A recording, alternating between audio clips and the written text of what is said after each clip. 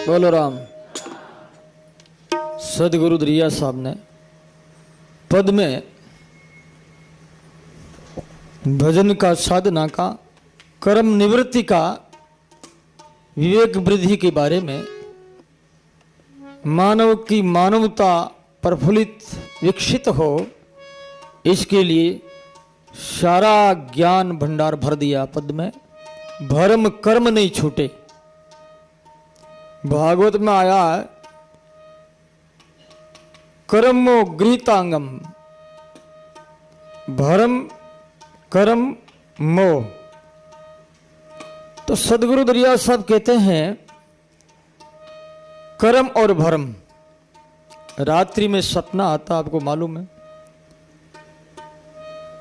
पास में व्यक्ति रोता है। क्यों रो रहा है? एकदम जागता, आंखों में आंसू बहने लग रहे हैं, बह रहे आंसू, रो रहा है। औरत कहती क्यों रो रहे हो, क्या बात हुई? कि अभी अभी शत्रु मुझे मार रहा था सपने में और जाग गया, देखा तो कुछ नहीं। ये भ्रम है। इसी प्रकार से ये संसार में दृश्यमान जो भी पदार्थ है, प्राणी है, ये सब भ्रम है। जब नींद आ जाती है तो तुम्हारा संसार पता नहीं कहां जाता, कोई पता ही नहीं। तुम कौन हो, किसके बेटे हो, किस जाति के हो, किस समाज के हो, पता लगता है क्या? जब नींद में जागते हैं तो उसके बाद पता लगता मैं अमुक हूं। बस ये भ्रम है। और मरने के बाद में गहरी नींद है, बहुत लंबी नींद है। ये भ्रम को भ्रम रूप समझ करके अनासक्त भाव को प्राप्त होना है, वो एक साधुता की श्रेणी में जाना है। तो दरिया साहब के तुम साधु बनो। भ्रम कर्म साध संगत और राम भजन, बिना संतों का संग, राम जी के भजन के बिना काल निरंतर लूट रहा है। काल लूटता है लेकिन हमको दिखता नहीं। कैसे लूट रहा है? हमारी आयु क्षण प्रति क्षण क्षीण होती जा रही है, लेकिन आयु के साथ हमारा मन जुड़ा हुआ है। वो किसके साथ जुड़ा हुआ है?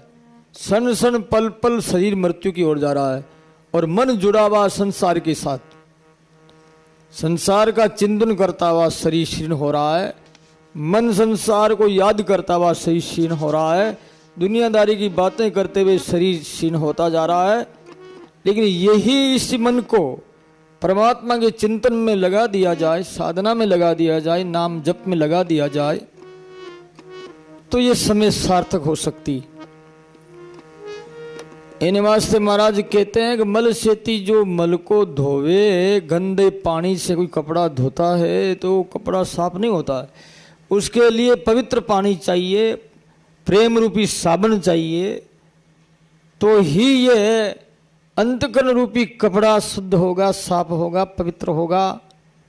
तो हमारा मन मानस पाप की कालीमा से भरा हुआ है, काला पड़ गया है, सही हम देख नहीं पा रहे हैं। किस प्रकार से देखना इस जगत को? जगत को नाशवान जो देखता है अथवा परमात्मा का रूप देखता है, परमात्मा का विकार देखता है, ये जगत परमात्मा का ही तो संकल्प है। और परमात्मा का संकल्प है तो प्रकृति का विकार है। ये जगत तीन काल में नहीं। जब जगत कब तक दिखता है कि जब तक कि उसको ज्ञान नहीं हो जाता है। ज्ञान होने के बाद में जगत दिखता नहीं। इसलिए सदगुरु दरिया साहब कहते हैं, दिखने वाला जगत में न तो मेरी जाति का है, न शरीर मेरी जाति का है, न संसार मेरी जाति का है, मेरे जाति का है भगवान राम जी महाराज। जात हमारी ब्रह्म है, महाराज ने कहा। हाँ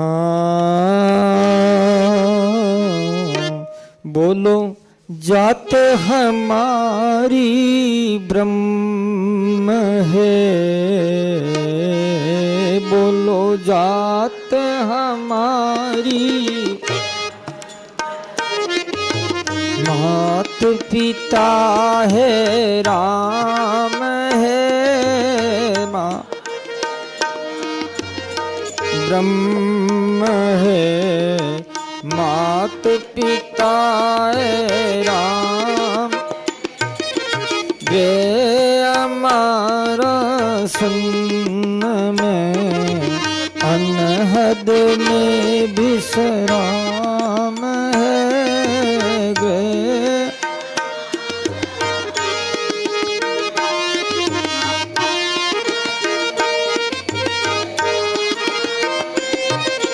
राम राम राम है राम राम राम है। बोलिए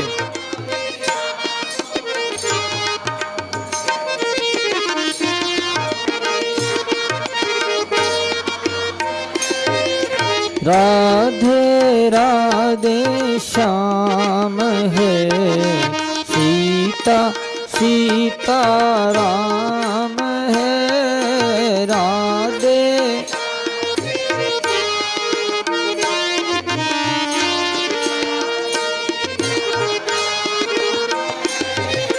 दरिया दरिया राम है सतगुरु सतगुरु धाम है दरी।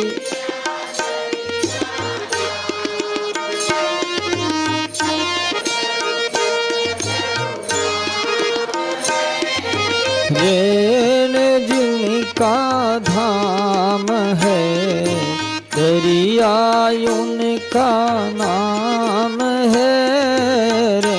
बोलो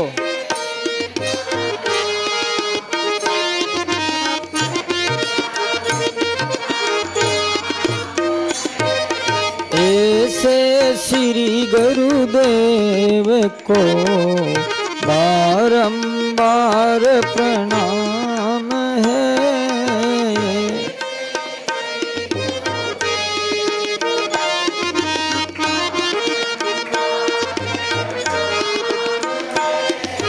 कोटि कोटि प्रणाम है।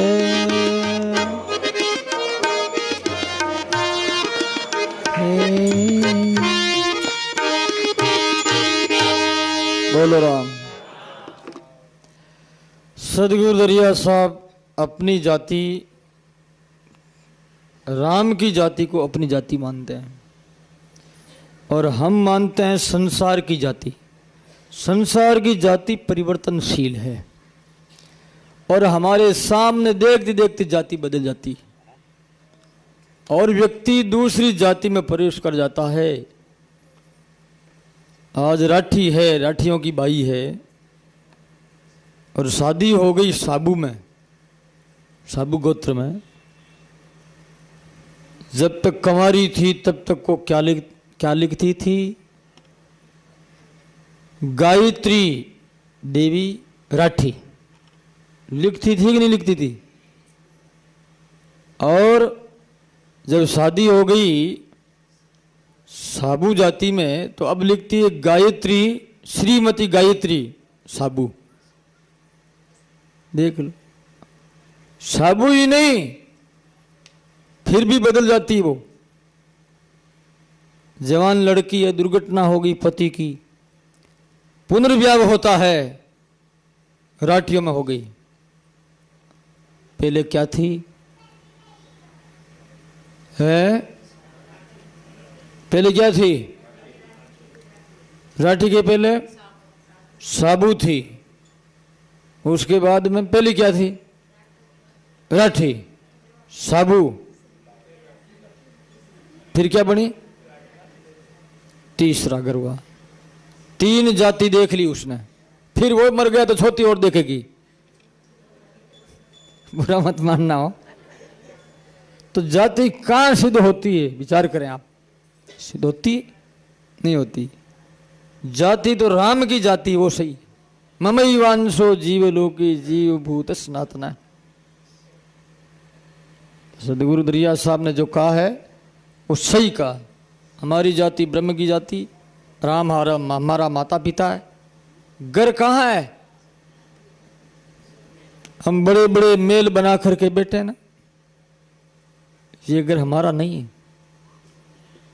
पहले झोंपड़ी थी, इस झोंपड़ी में हमारा बाप दादा रहते थे बेचारे, बहुत कम आवश्यकता समझते थे, थोड़े बहुत भी अपने व्यापार कर लेते, खेती कर लेते, उससे जो भी इनकम हो जाती उससे गुजारा चलाते थे।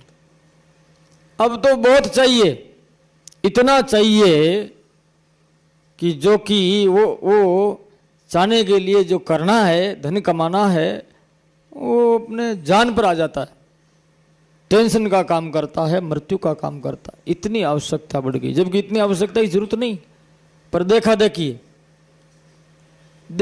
चल रहा है कि उसके ये है तो हमारे भी ये होना चाहिए, उसके ये है तो हमारे भी ऐसा होना चाहिए, और हम तो आगे और भी अच्छा होना चाहिए इनसे भी, ये सेकंड और मेरा फर्स्ट हो, इन बातों में लोग लगे हुए हैं। कितनी आवश्यकता बढ़ गई, रात दिन अशांति बढ़ रही, जो विस्तार बढ़ रहा संसार आर्थिक, जो अशांति भी बढ़ रही है, दुख बढ़ रहा। तो सच्ची जो जाति है हमारी वो है राम की जाति। माँ बाप राम है, हमारा घर सुन में ये घर सच्चा नहीं है, झूठा घर है। इस घर में पता नहीं कितने कितने रह रहे हैं, आज भी रहते हैं। चिड़िया भी रहती, वो कहती कि मेरा घर है। कबूतर उड़ करके आया बैठा, वो कहता घर मेरा है। चींटी कहती है घर मेरा है, उसने भी बिल बनाया हो, चिड़िया ने घोंसला बना दिया, वो भी कहती घर मेरा है। अब घर किसका है? चिड़िया का है, चींटी का है, या उस व्यक्ति का है? पता नहीं किसका है। कितने लोग आए और कितने चले गए हैं। इन वास्ते भाई सही अपने आप को संभालो कि मैं कौन हूं, कस्तम कुते आया थे, मैं कौन हूं, कहां से आया हूं और मेरा स्वरूप क्या है। अपने स्वरूप को संभालने की चेष्टा करें। अपना स्वरूप जाना जाएगा तो हम सुखी होंगे। स्वरूप को जानना बहुत जरूरी है। तो महाराज कहते हैं गृह हमारा सुन में, अनहद में विश्राम। अनहद में विश्राम, जहां हद नहीं हद है वहां परिवर्तन है। हद है वहां एक दिन नाशवान नश्वरता को प्राप्त होगा। हद जो होगी वो टूटेगी, लेकिन असीम है परमात्मा, वो कभी बदलने वाला नहीं है। इसलिए महापुरुषों ने आध्यात्मिकता पर जोर दिया है कि तुम आध्यात्मिक जीवन जीवो, मैंने साधना में जीवन जीवो। तुम्हारी साधना अहरनिश चलती रहे, नाम जप हरदम, उड़ते बैठते खाते पीते हरदम नाम जप चलता रहे।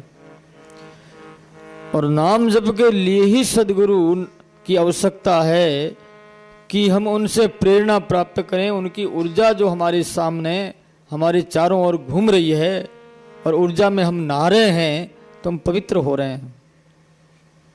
घर में आपको इतनी प्रेरणा नहीं मिलती जितनी प्रेरणा यहाँ सत्संग में आते हो तो मिलती है। अब देख लो, शांति मिलती है, सुख मिलता है, और मन में आता है कि अब नाम जप ही करेंगे, साधना करेंगे, ये आता हमने। इस वास्ते महाराज श्री ने कहा है कि भेद अभेद भ्रम का भांडा। भेद क्या और अभेद क्या है?